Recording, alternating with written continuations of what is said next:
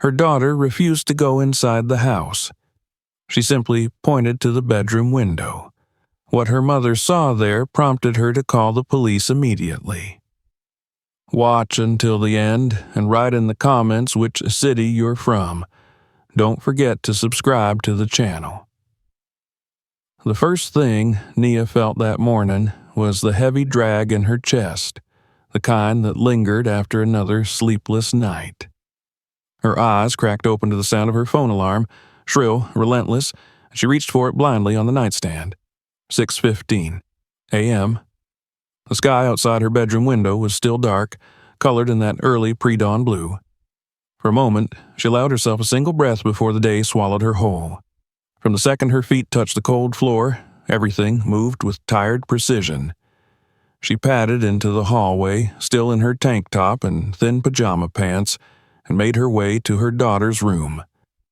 8-year-old Aaliyah was already awake, sitting upright in bed with her favorite purple blanket pulled to her chin, wide brown eyes blinking patiently. "Morning, Mama," she whispered. Nia smiled, leaning in to kiss her forehead. "Morning, baby. Let's get moving." Their morning routine was a carefully timed ballet of small rituals.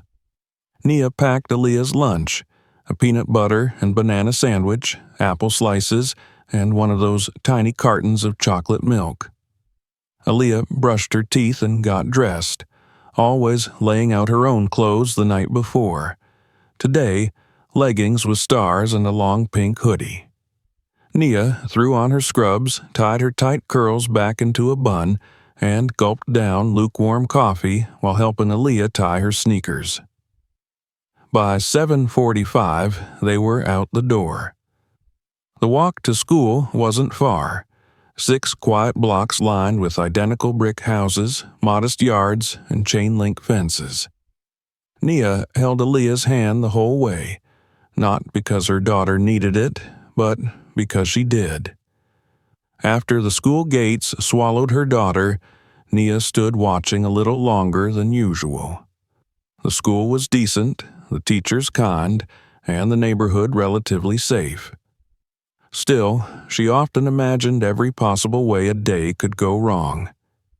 She never voiced those fears, never let them infect her tone or expression, but they were there, always pulsing beneath the surface. She returned home, cleaned the breakfast dishes, double-checked the stove, the windows, the locks.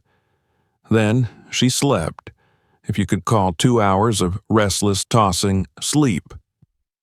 Her shift at the community clinic would start at 5 p.m. and last until well past midnight. Life was a loop of exhaustion and vigilance. It had been just the two of them for years now. Aaliyah's father had disappeared from their lives before she was even born. No calls, no support, just a name on a birth certificate and a string of broken promises. Nia had long ago stopped wondering why. She was too busy surviving.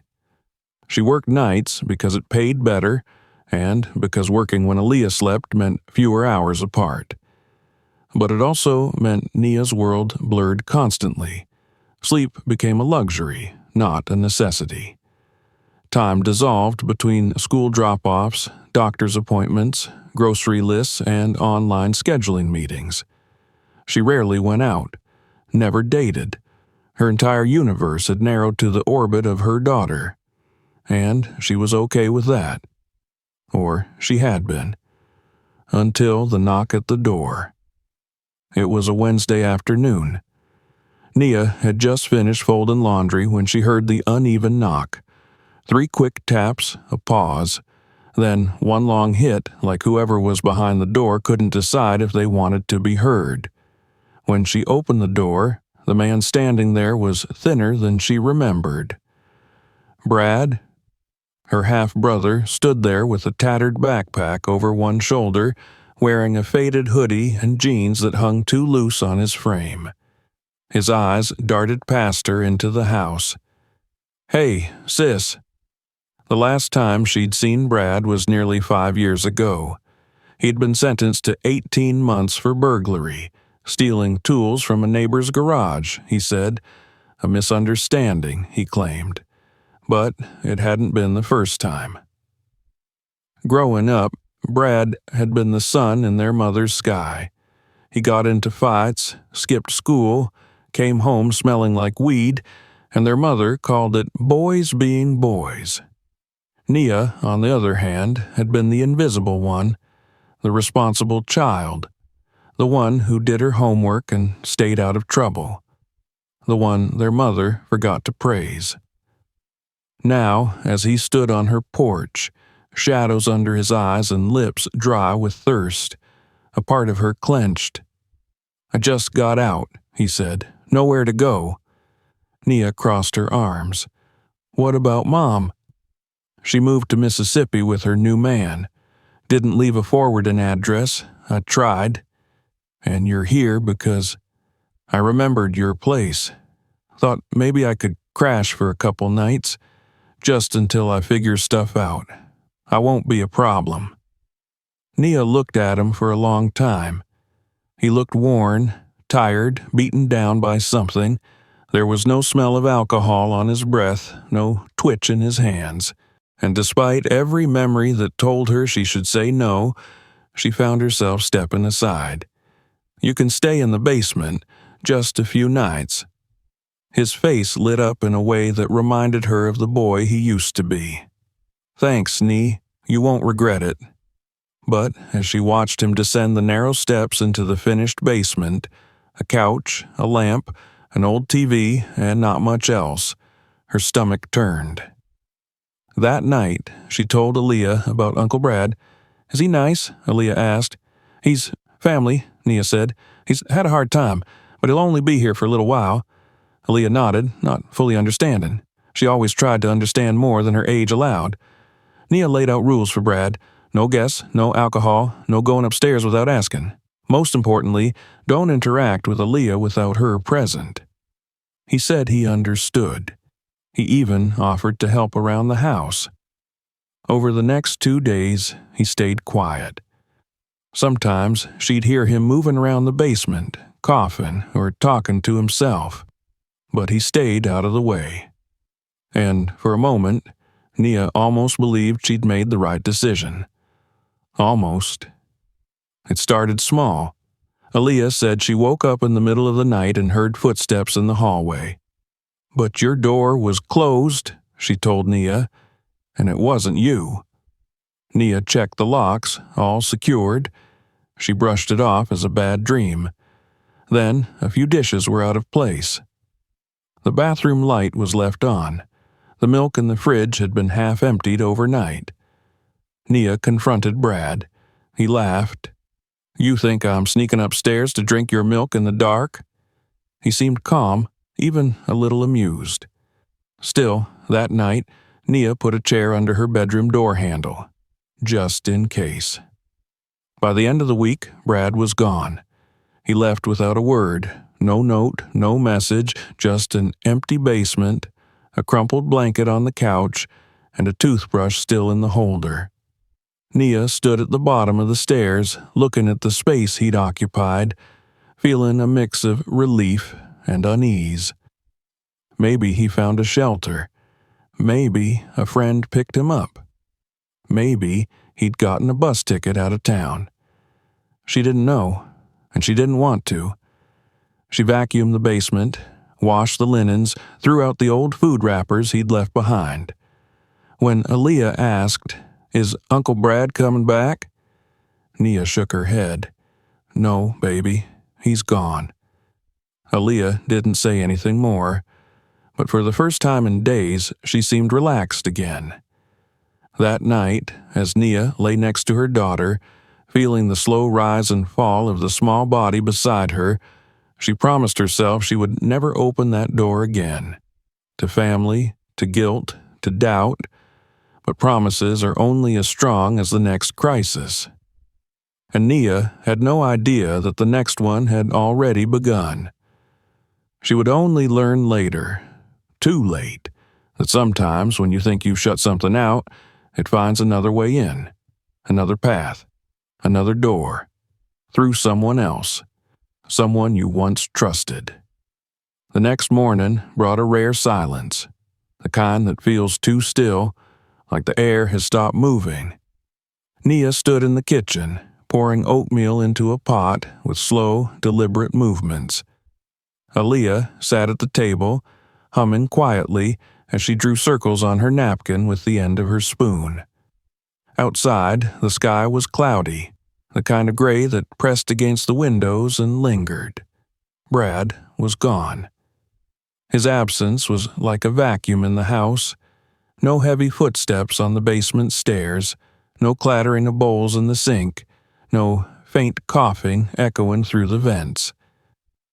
Nia had searched the house from top to bottom after discovering the basement empty.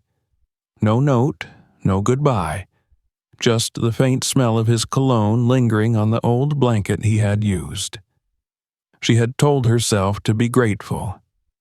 She had done what she thought was right. She had extended help, set boundaries, and when he vanished, she hadn't chased after him. Still, it clung to her like a film on her skin. That same uncomfortable tightness she always felt around Brad, even when they were kids. Something unfinished. Aaliyah didn't ask again. She simply accepted that her uncle had gone, the way children often do with people who pass through their lives without leaving roots. Later that evening, after Aaliyah had gone to sleep, Nia found herself standing in front of the hallway closet. She wasn't sure why. It wasn't where Brad had stayed, but something pulled her there. She opened the door, stared at the rows of winter coats, a pile of shoes, and an unopened box of old family photos she hadn't touched in years. She sat on the floor and pulled the box into her lap. Inside were Polaroids from childhood birthdays, faded photographs with jagged edges, school pictures in paper frames. One, in particular, caught her attention. A photo of her at age 10, sitting on the porch steps with a book in her lap, eyes squinting into the sun. Brad stood behind her, arms crossed, smirking. Their mother leaned out of the doorway behind them, holding a cigarette and shouting something that never made it into the frame. Nia stared at the photo until the edges began to blur. Brad had always been unpredictable, charming when he wanted to be, angry when he didn't get his way. Their mother had made endless excuses for him. He's just sensitive.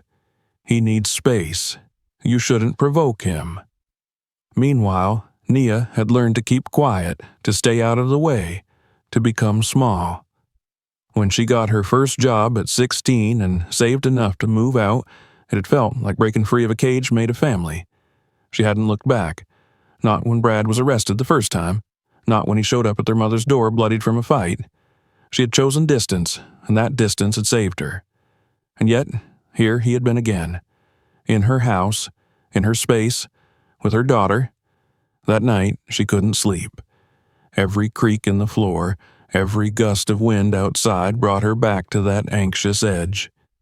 She replayed every moment of his visit, the forced smile, the quiet shuffling through the hall, the way he avoided looking her in the eye when she asked him about plans. In the early hours, she heard a noise, a light thump. She sat up, heart pounding, but it was only Aaliyah, padding softly down the hallway with her stuffed bear in hand. "I had a bad dream," the girl whispered. Nia lifted the blanket. "Come on." Aaliyah curled beside her, small and warm. Her hair smelled like lavender shampoo, her breath steady. Nia wrapped an arm around her and stared at the ceiling until the darkness shifted to morning. Days passed. Slowly, Nia began to breathe again. She returned to work, scheduled appointments, restocked the fridge. Aaliyah went back to school, started practicing spelling words, and drawing long-legged ponies in her notebook. Then came the moment that unsettled everything again. It was a Saturday morning, and Nia was folding laundry in the living room when Aaliyah walked in and stood quietly, her arms wrapped around her waist. "Did you go downstairs last night?" she asked. Nia blinked. "No. Why?" "I heard someone walking." Nia paused, her hand still on a towel. "Maybe the house creaked?" "No," Aaliyah said, her voice quiet but certain. "It was footsteps. I was awake. I was scared." The weight returned to Nia's chest, that same pressure she had tried to shake after Brad left. She knelt in front of her daughter and held her hands. "Did you see anything?" she asked. Aaliyah shook her head. "Just heard it, like someone walking from the kitchen to the stairs." Nia tried to keep her voice calm. "Thank you for telling me. If you ever hear anything again, you wake me up, okay?" Aaliyah nodded. That evening, Nia locked every window. She checked the front and back doors 3 times. She even pulled out an old baseball bat from the closet and leaned it against her bedroom wall. She didn't tell anyone. What could she say? That her brother had vanished, that her daughter heard something, that she couldn't shake the feeling something was off. Instead, she began noticing things. The soap in the guest bathroom had been used, even though no one had gone in there. A can of tuna had been taken from the pantry. The back door lock felt looser than usual. Each time she told herself it was nothing. That maybe she had forgotten. That maybe Aaliyah had gone in and hadn't mentioned it. That maybe it was just the wear of the house. But one evening, as she took out the trash, she noticed footprints in the dirt beside the back porch. Not hers, not Aaliyah's. Boot prints. She stared at them until the sun set behind her. The next day, she called the landlord, asked about upgrading the locks. He told her he could get someone out the following week. She didn't wait. She drove to the hardware store that evening, bought a set of heavy-duty locks and installed them herself. That night, she slept with the bat across her lap and the phone on her pillow. But fear is an insidious thing. It seeps into your mind, into your breath, into your bones. It makes you second-guess everything, even your own instincts. Then, as if it had never happened, the house settled again. No more noises, no more misplaced items. Nia began to relax, a little. The days passed and Brad remained a ghost. No calls, no texts, nothing. Aaliyah stopped mentioning the noises. She laughed again. She painted pictures and taped them to the fridge. Nia began to think maybe it was over. But the truth was, it had only just begun. What Nia didn't know, what she couldn't have known, was that Brad hadn't disappeared into thin air. He had simply passed the danger forward, to someone else. Someone she didn't even know was watching. Someone who had been invited in. And the next time Aaliyah would speak of footsteps, it would not be from memory. It would be real, and far too close. It was the silence that first alerted Nia something was wrong. Not the kind of silence she longed for during endless night shifts or the moments she carved out for herself during the quiet hours between Aaliyah's bedtime and dawn. This silence was different, unnatural. It pressed against her chest like a warning. She noticed it the moment she stepped out of the car and turned off the engine. Even the usual rustle of leaves or the low hum of nearby traffic seemed to have been swallowed up. She had just pulled into the driveway after a grueling 16-hour shift, her third overnight rotation in a row. Her shoulders ached, her eyes burned, and all she wanted was to curl into her bed and rest. She had texted Aaliyah from the clinic before leaving, a simple, "On my way, sweetheart," even though she knew her daughter didn't have a phone. She had sent it to Mrs. Delgado, their next-door neighbor, who had agreed to keep an eye on Aaliyah during Nia's extended shift. Mrs. Delgado had been kind, watchful but not overbearing, offering help in small, respectful ways. Nia had never left Aaliyah overnight with anyone else except Brad, and even that had been brief and full of regret. The house looked normal at first glance. The porch light was still on, the mailbox was empty, the yard just as she had left it. But Aaliyah was sitting on the curb, legs crossed, blanket wrapped tightly around her, her back to the house. When Nia stepped out of the car, her daughter didn't move. She just sat there, unmoving, like she was trying to make herself disappear. Nia's heart began to race as she walked quickly to her. "Aaliyah?" The girl looked up slowly, eyes wide, rimmed red. She didn't speak. She simply stood, walked to Nia, and grabbed her hand with both of hers. "What's wrong, baby?" Aaliyah didn't answer. She clung to Nia's side and then, without a word, turned her head toward the house. She pointed upward, her little finger trembling slightly. "Look." Nia followed her gaze. Her bedroom window, the curtain, sheer and pale, swayed gently. And behind it, just for a second, Nia saw a shape, a figure, a silhouette of a person, motionless and tall, standing in the room where no one was supposed to be. Her throat closed, her breath caught. She stepped back instinctively, pulling Aaliyah behind her. Every nerve in her body screamed. Her keys fell from her hand, landing on the concrete with a faint jingle. She could barely reach for her phone. 911. Her voice shook as she gave her address. She told them someone was in her house. She had just returned from work. No one should have been there. Only her and her daughter lived in the home. The only other person who'd had a key, her brother, was gone. The dispatcher told her to stay where she was, that officers were on their way.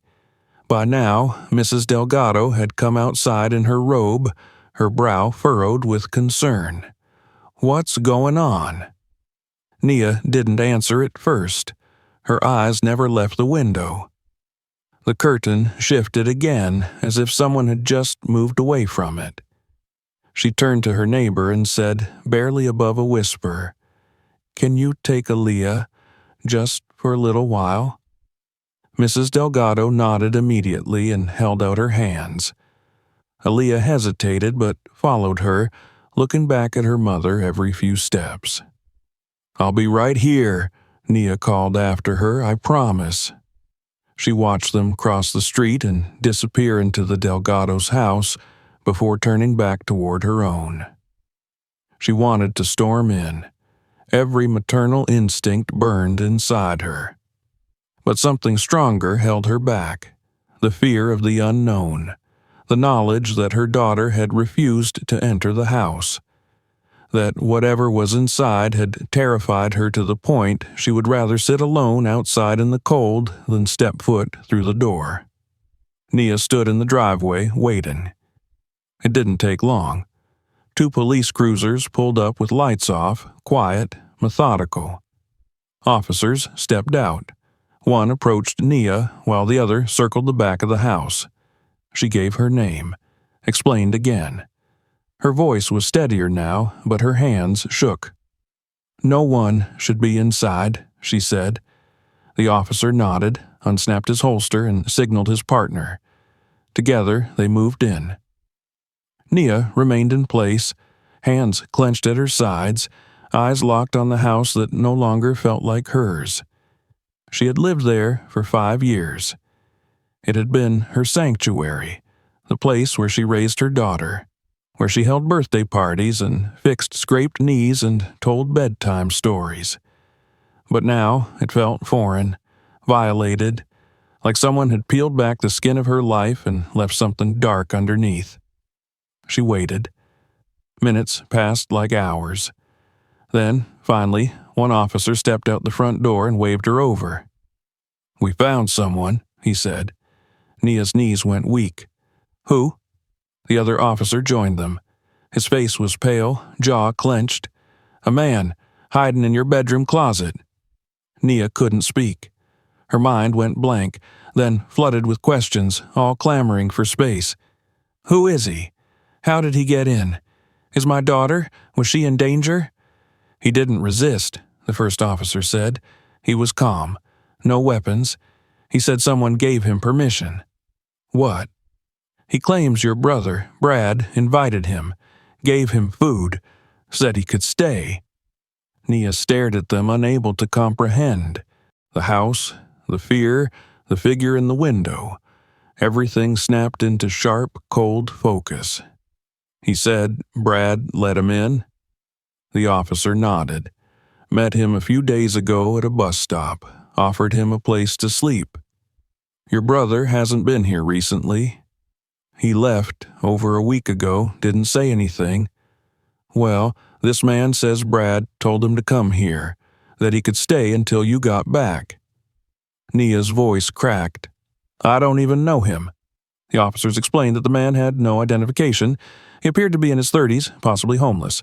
No signs of forced entry, no broken windows, no damage to the locks. He had simply walked in, likely with a key, one that Brad never returned. Nia pressed her hand to her mouth. "My daughter was in that house. She said she stayed outside once she saw the figure," the officer said. "That was the right thing to do." "She saw him?" Nia's voice broke. "She saw him come down the stairs at night?" "Yes. She told the neighbor before we arrived." Something in Nia cracked open. The enormity of it hit her all at once. How close, how unimaginably close it had come to horror. A strange man, in her home, in the dark, her child alone. She crossed the street to Mrs. Delgado's house and found Aaliyah sitting on the couch, curled into a blanket, knees pulled to her chest. She looked up the moment Nia entered, and her eyes said everything. Nia bent down and pulled her into her arms. "You're safe now," she whispered. "I've got you."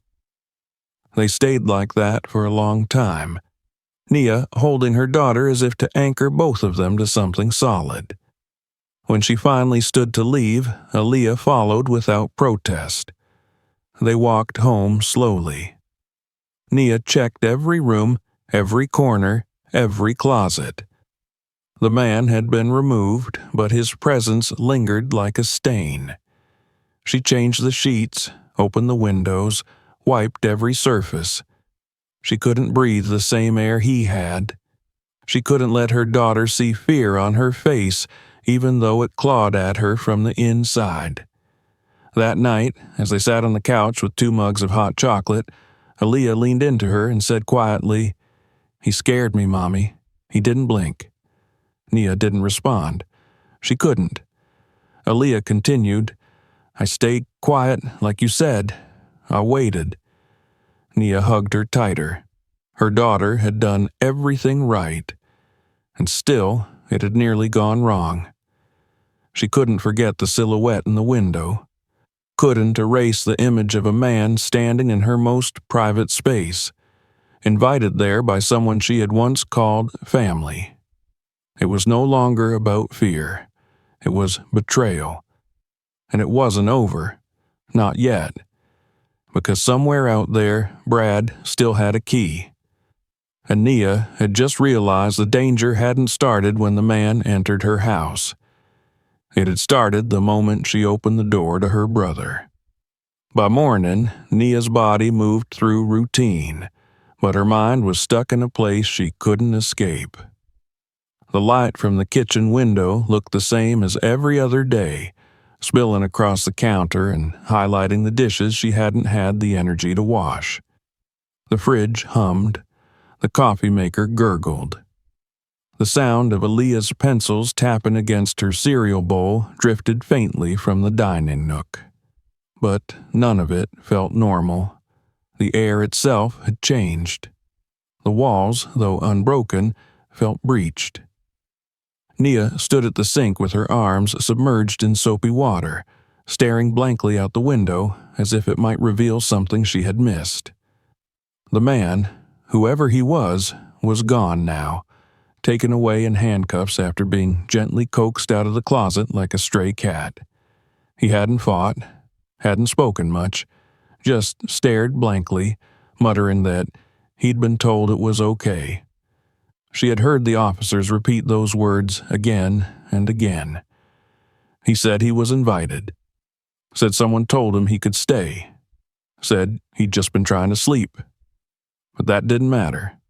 None of it did.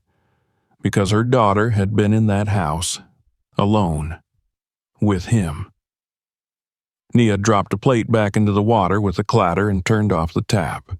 Her hands shook slightly, though she tried to hide it. She took a breath and walked over to where Aaliyah sat at the table, coloring quietly. The girl's face was composed, but Nia saw it. The extra stillness in her shoulders, the way her eyes flicked toward the hallway every few minutes. Nia crouched beside her. "Baby," she said gently, "do you want to talk about last night?" Aaliyah didn't look up. "I saw him come down the stairs." Nia swallowed. "When?" "Late. It was dark. I was thirsty, so I got up to go to the kitchen. I heard the steps. I didn't move." Nia felt a chill crawl up her spine. "He didn't see me," Aaliyah whispered. "He just stood near the stairs for a long time. Then he went back up." Nia reached for her daughter's hand and held it. "You were so brave," she said. "You did exactly what you were supposed to. You stayed quiet. You stayed safe. I'm proud of you."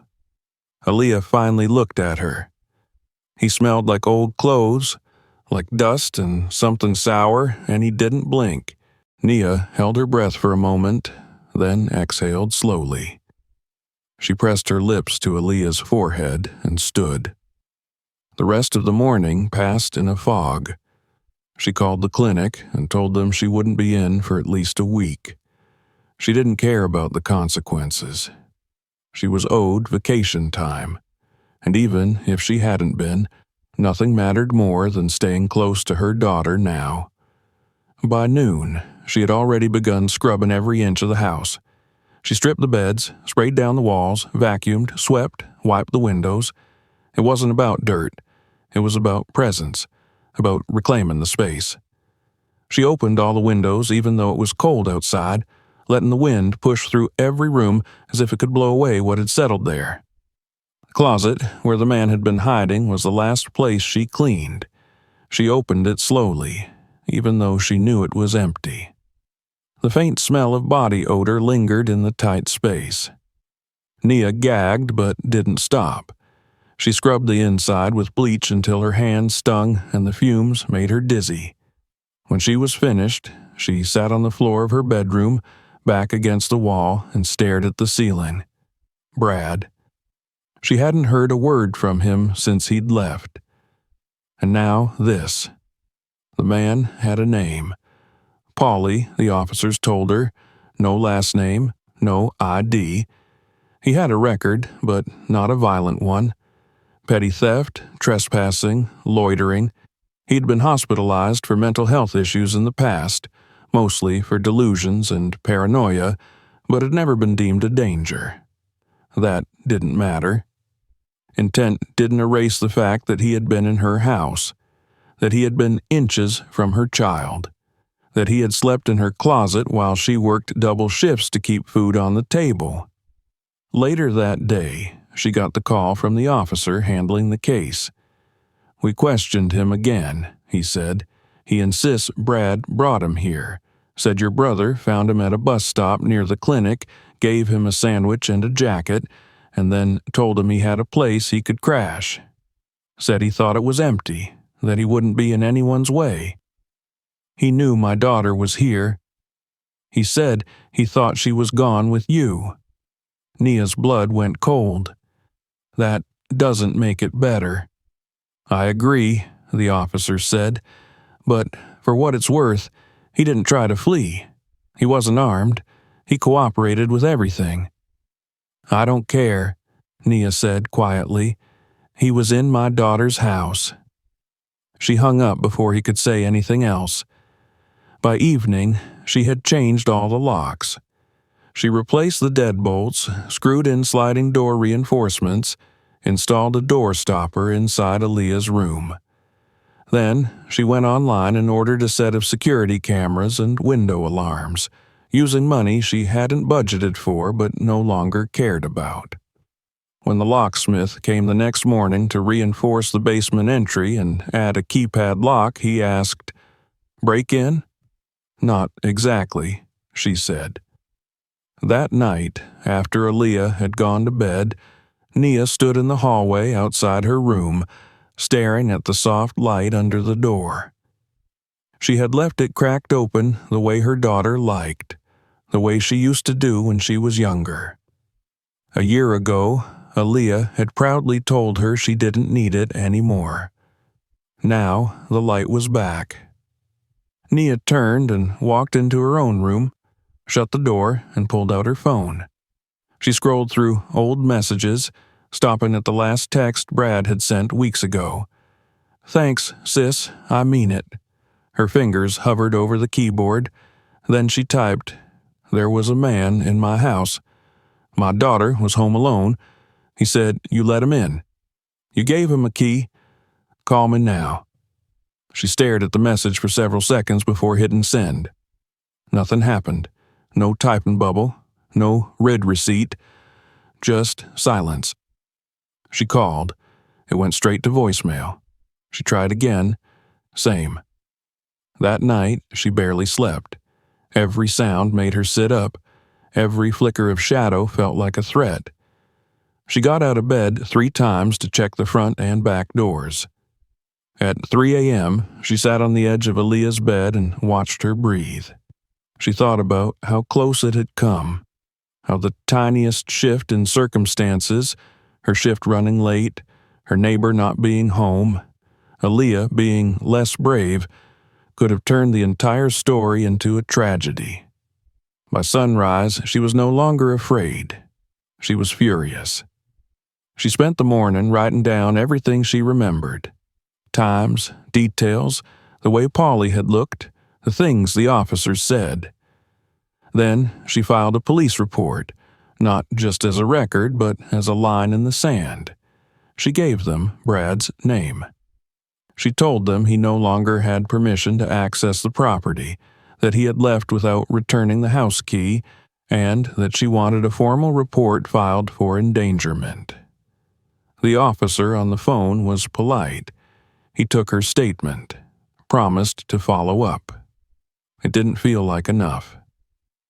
Later, Nia sat Aaliyah down and told her gently that Uncle Brad had made a mistake, that he had let someone into the house who shouldn't have been there, that the police had taken care of it and it wouldn't happen again. Aaliyah looked down at her lap. "Did he know about me?" Nia hesitated. "I don't know, baby, but that's why we're going to be extra careful now." Aaliyah nodded. "Okay." Then she asked, "What if he comes back?" Nia wrapped her arms around her and said, "He won't, I promise." But inside, she wasn't sure. She kept her phone close that day, checking it every hour. Brad didn't reply, didn't call, didn't show up. That afternoon, as she watched Aaliyah draw a picture of a house with thick brick walls and cameras on the roof, Nia felt something inside her harden. There was no going back, no forgiveness, no reunion. This wasn't just a violation, it was betrayal, and from now on, nothing would come before her daughter's safety. Not family, not guilt, not anyone's version of just helping out.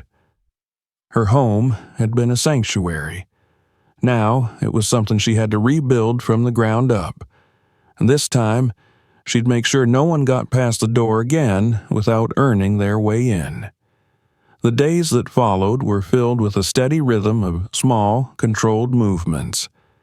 Nia clung to routine like it was the only raft in a rising flood. She made breakfast every morning with robotic precision, packed Aaliyah's lunch boxes as though their contents could anchor the world in place, and walked her daughter to school with an arm wrapped firmly around her shoulder. From the outside, nothing looked amiss, but on the inside, Nia was unraveling thread by thread. She barely slept, kept the security app open on her phone day and night, and replayed the moment she saw the silhouette in her bedroom window more times than she could count. It had etched itself into her memory with cruel clarity, the outline of a man's body where there should have been nothing, the sense of being watched in a place that was supposed to be hers alone. It wasn't just a break-in. It was a desecration. And it had come from someone she had once loved like blood. She hadn't heard from Brad, not after the message, not after the police report. He had vanished as suddenly as he had appeared, trailing danger behind him like smoke. But that changed one morning, a full 3 days after she'd sent her final warning. Her phone buzzed in her palm as she stood in the kitchen, pouring cereal into Aaliyah's bowl. A text from a number she hadn't saved. I didn't mean to scare her. He just needed a place to crash. I thought I'd be back before you got home. Nia stared at the screen. Her hand tightened around the phone until her knuckles ached.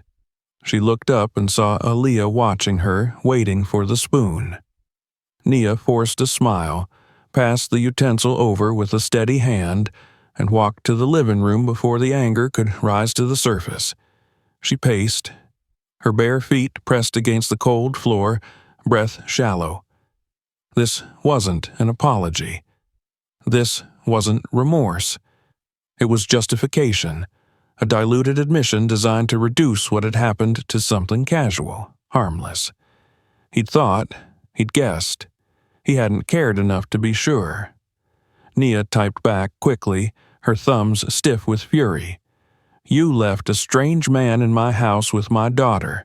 You didn't call. You didn't check in. He was hiding in my closet. She saw him at night. She was terrified. This isn't something you fix with a text. He responded 15 minutes later. Look, I know you're mad, but can we just talk before you do something drastic? Drastic? Her body shook with the effort not to scream. She hadn't done anything drastic. She hadn't called his parole officer. She hadn't driven to the last known address she had for him and dragged him into the street. She hadn't told Aaliyah the full story. Not yet. That afternoon, when Aaliyah was with Mrs. Delgado, Nia finally called him. Her hand trembled as she lifted the phone to her ear, but her voice, when he answered, was ice. Hey, Brad said, casual as ever. I saw your messages. Look, I know it sounds bad, but... She cut him off. Don't talk. Just listen. There was a pause on the other end. There was a man in my house, she said. A stranger, in my bedroom closet. My daughter was alone. She saw him walking around in the middle of the night. Do you understand what you did?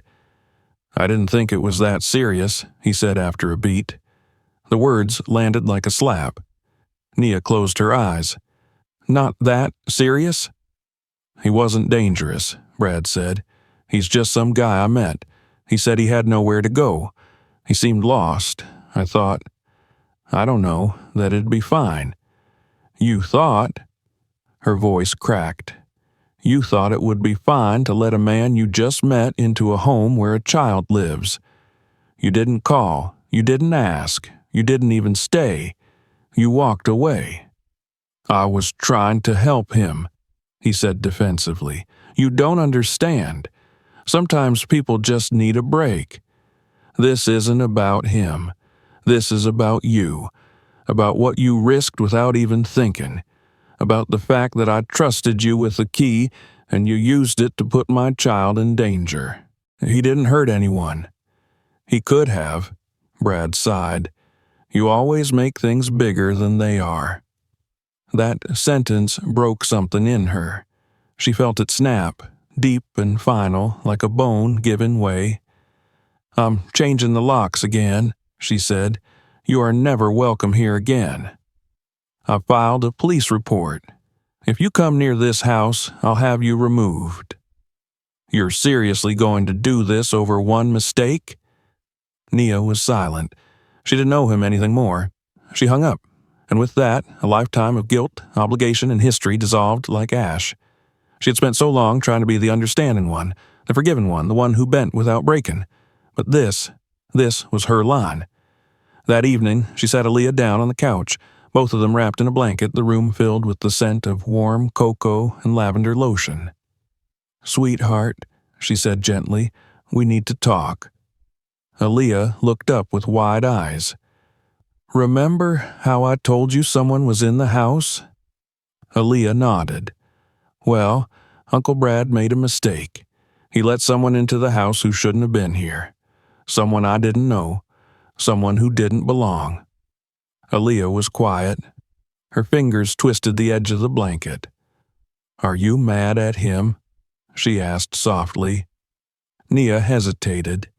"Yes," she said, "because it's my job to protect you, and I trusted someone who didn't take that seriously, and that's not okay." Aaliyah nodded slowly. "I didn't like that man. He smelled like old things, and he stared too long." Nia felt the nausea return, creeping into her throat. She pulled her daughter close. "You were very brave," she whispered. "You listened to your instincts. That's important. You did everything right." "Is he going to come back?" Aaliyah asked. "No, he won't, I promise." Aaliyah looked up at her. "What about Uncle Brad?" Nia looked away, then back. "Uncle Brad won't be coming back either. Not for a long time. Maybe not ever." Aaliyah didn't say anything, just leaned into her side and rested her head on her shoulder. The next day, Nia met with a locksmith again. She upgraded the deadbolts, installed interior chain locks, reinforced the back door frame. She set up motion-activated lights outside Aaliyah's window. She even reinstated the old baby monitor, placing one end in Aaliyah's room, the other on her nightstand. It was overkill, maybe, but she didn't care. Safety was no longer a hope. It was a mission. She began researching child trauma resources, signed up Aaliyah for a counseling program offered through her school. The first sessions were quiet, slow, but after the third visit, Aaliyah smiled a little wider when she came home. She asked if she could sleep in her own room again. She didn't ask for the hallway light to stay on. Something in Nia loosened, not all the way, but enough to breathe. That week, she began journaling again. She wrote down everything: her anger, her fear, her guilt, her memories of growing up with a brother who could do no wrong and a mother who had never listened. She wrote about how it felt to fail her daughter, about how it felt to finally reclaim her voice. And then, late one night, another text came through. It was Brad again. "I know I messed up, but I'm not a bad person. I miss her. Can't you just talk to me?" Nia didn't respond. She blocked the number, deleted the thread. She had already said everything that needed to be said, and from now on, her life was about something else. Not fixing broken people, not playing the peacemaker, but making sure that Aaliyah knew, without question, that her mother would never, ever let anything like this happen again. That trust, once shattered, wouldn't be handed back out like spare change. That their safety, their peace, their home would never again be sacrificed for someone else's redemption story. Because Nia was done making space for those who didn't earn it. And she wasn't turning back. The wind had changed. It wasn't loud or dramatic. It came in the small shifts, quiet gestures of safety, the return of breath into lungs that had forgotten how to fill completely. There was still tension, yes. Still nights when Nia jolted awake at a creak or the thump of the heater kicking on. Still the occasional glance over her shoulder while locking the door. But the house had begun to soften again, and so had the people inside it. Aaliyah no longer paused at the edge of her bedroom. She stepped through the doorway with cautious certainty, glancing behind her only once. She had returned to sleeping in her own bed, though she still clutched her bear close, its fur now a little more worn at the edges from those restless nights. And every evening, Nia would sit with her until her breathing slowed, her eyelids fluttered, and the hush of sleep carried her away. For Nia, the restoration was more complicated. The wounds weren't visible. They showed in how she gripped her phone tighter when leaving the house, and how she listened a little too long before walking down a dark hallway. They showed in the way she checked the baby monitor 3, 4, 5 times before midnight. In the way she sat awake on the couch, scrolling through news stories of other mothers, other betrayals, other close calls. But healing was not absence of fear. It was movement despite it. And so she moved. She started with the tangible. Every lock on every window was replaced. She bought cameras, mounted them at every corner of the house, programmed alerts directly to her phone. A new alarm system, more advanced than she could comfortably afford, was installed and tested. The small blinking panel near the front door became a symbol of reclaimed power. The basement door, where Brad had once descended without permission, was now triple-locked. The spare keys were reduced to one copy, kept in her purse, never left behind. Mrs. Delgado was the only person outside their home who had a backup, and that was sealed in an envelope, placed in a small safe inside her bedroom closet. A safe Nia had never owned before, but which now felt as essential as oxygen. Aaliyah's room changed too. Nia painted one of the walls a soft lilac at her daughter's request. They bought new sheets together, unicorns and moons, and a soft rug shaped like a cloud. Aaliyah wanted to help assemble the nightlight, a star-shaped lamp with a dimmer setting. They placed it near her dresser, facing the door. "I want to see the hallway without getting up," she said. Nia kissed the top of her head. "Of course, baby." There were rituals now. Before bed, they locked the front and back doors together. Aaliyah would say, "Front secure," and Nia would echo, "Back secure." It gave the girls something to hold on to. It gave them both a way to process the invisible crack that had formed in their world. And there was the therapist. It had taken a few phone calls and a push through the guilt that she had waited even this long. But Nia had finally enrolled Aaliyah in a trauma support program through her school. The room was small, with beanbags and a common mural of a river running through mountains. The therapist, a soft-spoken black woman named Dr. Yvonne, had smiled gently at Aaliyah on their first meeting and asked, "Do you like stories?" Aaliyah nodded, and that's how it began. The first sessions were quiet. Aaliyah wouldn't speak unless asked. But by the third visit she'd brought a drawing of her dream house, where the doors were made of steel and the windows had buttons to turn invisible. When Nia picked her up that afternoon, Aaliyah's shoulders were straighter. She asked if they could get lemonade on the way home. It was a small thing, but Nia felt something tighten and release inside her chest.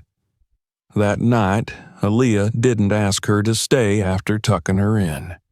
And for the first time in weeks, Nia slept without the phone in her hand. But healing was not linear. Some nights, Aaliyah still came to her door and whispered, "I can't sleep." Nia never hesitated. She would lift the blanket and let her climb in, wrapping her arms around the small, warm body that had come to represent everything true in her life. And other times it was Nia who stood outside her daughter's door, listening just to be sure.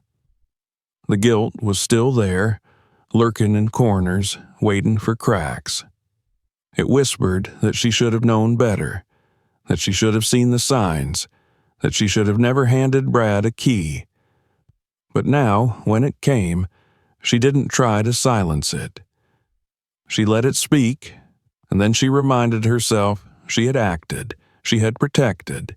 She had drawn a line and reinforced it with steel, light, locks, and truth. Brad had not reached out again. His silence was loud and final. Part of her had expected some grand apology, a voicemail, a letter, something. Instead, the absence remained. And perhaps that was the apology, his inability to face what he had done, the cowardice of retreat. Nia didn't know if she would ever see him again, but the bond had snapped. Whatever thread of family had existed was now frayed beyond recognition. She mourned it not with tears, but with a quiet acceptance. One evening, as she walked Aaliyah home from school, her daughter looked up at her and said, "Do you think he'll say sorry someday?" Nia thought for a long time before answering. "I don't know, but whether he does or not, we don't have to wait for it to feel better." Aaliyah nodded, then said, "I'm glad he's not in our house anymore. I like it when it's just us." Nia smiled. "Me too." They kept walking. At home, Aaliyah went straight to her room and began drawing. Nia stood at the window, sipping tea, watching the late autumn sun dip behind the rooftops. She remembered when the house had felt poisoned, every wall holding memory, fear, shame. But now it was beginning to feel like hers again. Slowly, carefully. Not because the past had vanished, but because she was choosing not to let it dictate the future. She had stopped measuring safety by the absence of threat. Now she measured it by presence, her presence, the way she showed up for her daughter, for herself, for the life they were rebuilding. She didn't check the locks twice out of fear anymore. She did it out of love. She didn't scan the cameras expecting danger. She did it knowing that vigilance was a form of care. She didn't sleep with a bat by the door. She slept knowing she would do whatever it took to protect what mattered.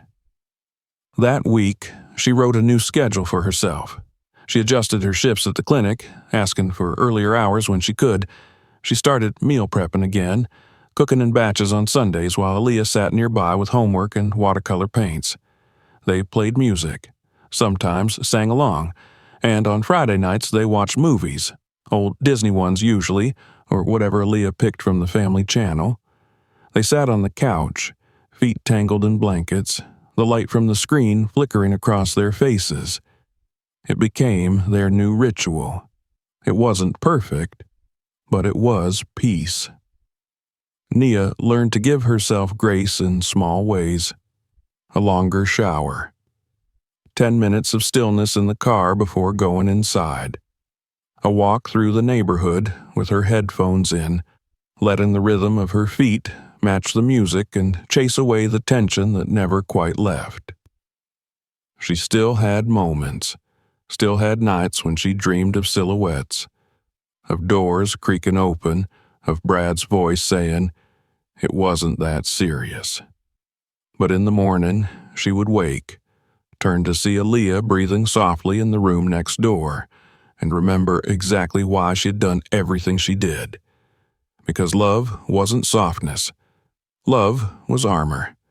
And Nia had become a fortress. She had learned that restoration wasn't about erasing the cracks. It was about sealing them with gold, with memory, with resolve. And no one, family or not, would ever be allowed to step through her doors again without understanding what that cost her, what it meant, and what it would take to undo. The days that followed felt different in a way Nia couldn't quite explain. Not just calmer, but quieter in a way that held weight. The house, once filled with echoes of what had happened, had begun to absorb something else. Stability, perhaps, or the hard-won stillness that comes after a storm has passed and the debris has been cleared. The cameras remained on, the locks stayed firm, but the urgency in Nia's movements had softened. She wasn't reacting anymore. She was choosing. Aaliyah noticed it too. She didn't say it, not in so many words, but her small actions spoke volumes. She lingered less near doorways. She played more freely in her room, no longer dragging her toys into the living room where she could be watched. She began leaving her bedroom light off at night again.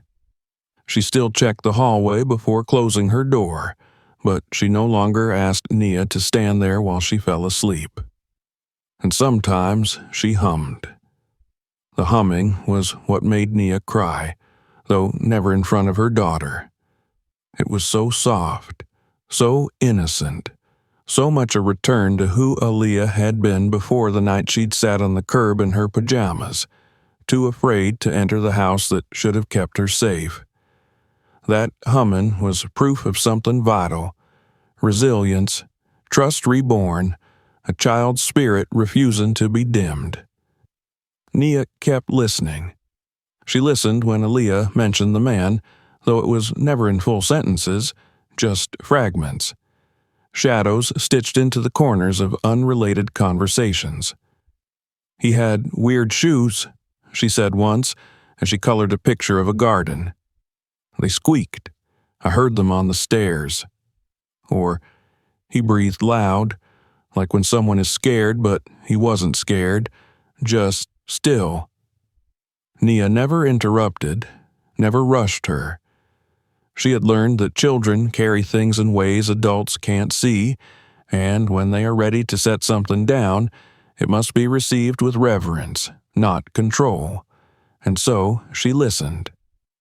One evening, as they cleaned up after dinner, Aaliyah suddenly asked, "Why do people say sorry if they don't mean it?" Nia froze, a plate in her hand. She turned to look at her daughter, whose back was to her, standing on tiptoes to stack forks into the drawer. "Did someone say sorry to you?" she asked carefully. "No." Aaliyah shrugged. "But you said Uncle Brad might say sorry someday." "What if he does? But he's lying." Nia dried her hands on a towel and crouched beside her. "Then it's not a real apology," she said. "A real apology means you understand what you did and you want to make it right. If someone says sorry just to feel better about themselves, it doesn't count." Aaliyah was quiet for a moment, then nodded. "Okay." She turned back to the drawer and placed the last fork inside. Later that night, Nia found a letter in the mailbox. It had no return address, no stamp, just her name, written in Brad's unmistakable hand. She opened it inside at the kitchen counter with Aaliyah upstairs and the sound of running bath water overhead. It was short, a page and a half. He said he was sorry, that he hadn't realized how serious it was, that he'd been trying to help someone and didn't know how to help himself, that he missed Aaliyah, that he missed Nia too, that he hoped maybe one day they could talk.